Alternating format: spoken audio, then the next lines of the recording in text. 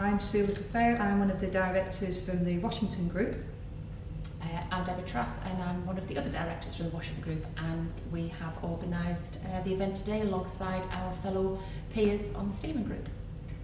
For me, I think it's not just about raising awareness, which a lot of these events tend to be, so it's about what happens afterwards as well. And I think we decided as an organisation to try and turn everything on its head, because if you think of an employer, they've got all different people in that, whether it's young people, army veterans, sports people, men and women. And what we're doing today is not just about the statutory, it's all about the community, and it's what the community give to these employers, and then they can take that information back and implement something back into their workplace, basically. Yeah, I agree, and I think it's very much about action planning, because it's nice to put these sort of events on, but I think what today is really showcasing is that people have got a commitment, especially to men's mental health. So if we could just help one organisation know what's out there in the community rather than having to rely on NHS or medical intervention, that's what it's all about. And things like International Men's Day raises the profile of that it's okay to talk if you're a man, it's okay to have mental health illness. And things like International Women's Day is, again, it's about us actually empowering women, but making sure that we're bringing everybody together to support the community, and that's so important. I now do some work with Mike at Empowerment. I wish I'd met this guy 20 odd years ago, because I would have been there. I would have gone and sought help. I think organisations like Mike's and like the Washington Group are doing fabulous stuff. But you as business owners, I think you've got to make a pledge. Make time, make a safe environment. Because men, we're not very good at expressing ourselves, are we? We do sometimes, and I've probably living testament to this. Think you're bulletproof. You think nothing affects you. But what happens is it comes out and manifests itself in many different ways. So I would ask that anyone that runs a business that has employees in here would please just remember my story. Remember that men are not infallible, that they have issues. Hi, my name's Lieutenant Colonel Tony Holland. I'm the commanding officer of 3 Medical Regiment, the regular Army Regiment based in Forward Barracks, Preston. And I'm here with some of my team, including Captain Jay Webster, my unit welfare officer, supporting International Men's Day, because there are lots and lots of themes to do with men's health and well-being that just don't get enough coverage and enough support. So we're really pleased to be supporting a team that's delivering this for the Blackpool area.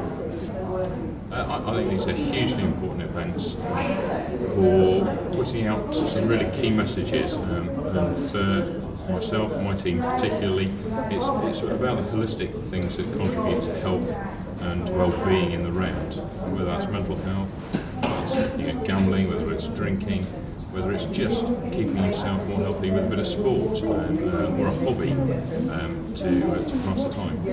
Really important, so really thrilled to be helping out with the team here. I ended up getting involved with things like drugs, drinking, and for 4 years of my life, I achieved absolutely nothing. And let me tell you now, my friends, or shall I say friends, they let me know about it. You're fat this, Sam, you're not going to, you're thick, you're not going to amount to anything. This banter actually made everything 10 times worse. And it made me develop severe social anxiety as well. So from a confident captain of the rugby teams, became this isolated, vulnerable person. My name's Neil Monks, I'm a team leader at Blackpool Fulfilling Lives. We're here today with part of the steering group helping Deb and Sue organise this, and we're here to help promote mental health awareness within males. And my name's Ruth Collinge. I'm the operations manager at Blackpool Fulfilling Lives. It's great to see such a diverse range of people at this event today. We're used to working with third sector and statutory organisations, and it's brilliant to see people from lots of different industries and companies from Blackpool who are joining in, who are interested in men's mental health. I think it comes from all sectors, so individuals and communities is a big kind of spectrum of people. I think days like today, where we've got businesses involved who maybe, as Ruth said, maybe naive to kind of statutory services and mental health services and some of the issues affecting men with their mental health. I think it's really, really important today that that message kind of comes from the community, and part of that community is the business sector, whether that be the small man in the shop, the big organisations. You know, we spend the majority of our lives at work working with people away from our families, which are also vitally important, but I think it's a fantastic opportunity today within the community and businesses to kind of spread that message about it's okay to talk, it's okay for men to have mental health issues, and the sooner we start kind of getting that out there, the better. I'm Private Flanagan. Any Latin speakers amongst you?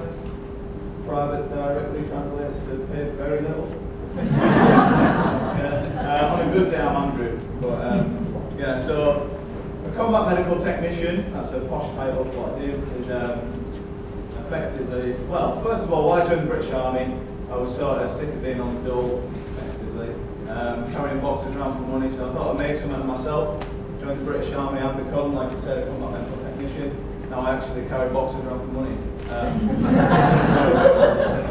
So yeah, a bit of history on head wounds. There's a bit of a fallacy that the British Army suffered a lot more head wounds throughout history, World War I, World War II, and currently Afghanistan, because we don't like wearing our helmets because they're extremely hard.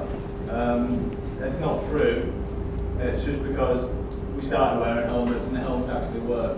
So if you got hit without a helmet on, you would die.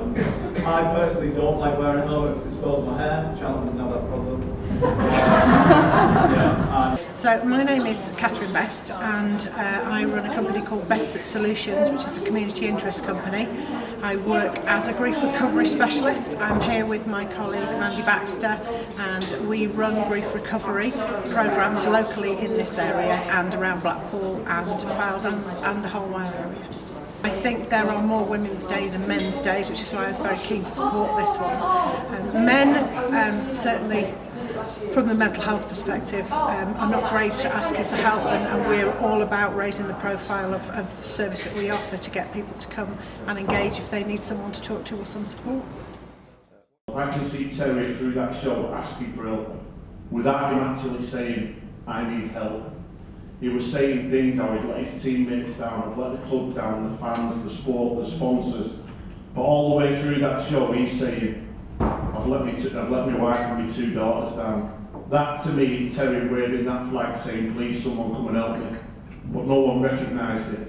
Because of that stigma that we're being talked about before, that stigma stopped him from coming forward and asking for help. 6 months later, Terry had to hung himself and his family home. It absolutely destroyed me, destroyed a lot of people. What happened was 2 guys from the NHS wrote letters into the local rugby league paper. Our chairman over there, Malcolm Ray, at the front. Another guy from the NHS wrote a letter into the local rugby league paper. Phil Cooper, Dr. Phil Cooper from the 5 boroughs NHS Trust, decided to form a meeting between the 3 to see if anything different could happen for players in a similar situation or players who were struggling after retirement. They sat around the table, they formed a meeting, and that's when State of Mind was formed. Now, over the last 8 years since State of Mind have been going, 8-9 years, we've spoke to over 70,000 people, mainly men, in different kind of places. I do a lot of work in schools, colleges, universities. We do a lot of work in the blue light services and the prisons. And most of our work now is done in alpha male type businesses, such as rugby clubs, such as construction sites. A lot of places where men in particular think they can't speak about how they're feeling. What words of advice would you give to men who are struggling with their mental health? That they're not alone, and that it's perfectly normal to actually have mental health. Everybody has it, but just to talk, and nobody will judge you, nobody at all. In fact, actually, I think people would be quite grateful if you did actually turn around and say how you're feeling, because then I think in the long run, it will actually help communities, families, friends, colleagues. So just talk, please. And I think the other thing is as well, it's about talking, but it's also about men's emotions, because that's not allowed to be said, or that people don't put that out there. But the speakers we've had today have been really, really passionate about themselves and spoken from the heart. And what I found listening to those stories is that, yeah, they've been honest, and it's okay to be like that, you know what I mean? So it's about getting that support, but basically it's about opening up and talking. You with that, Debbie? Yeah. Good. Be honest, be open, find a friend, and it's a really, really easy phrase. It's okay not to be okay. Everybody struggles at some point in their life.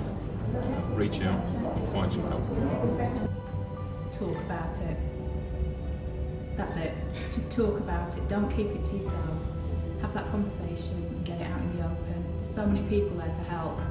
It would just be silly not to. And to back that up, they'd probably be surprised that they're not the only one feeling like that. I think the biggest advice I could give is don't be on your own. Don't suffer alone.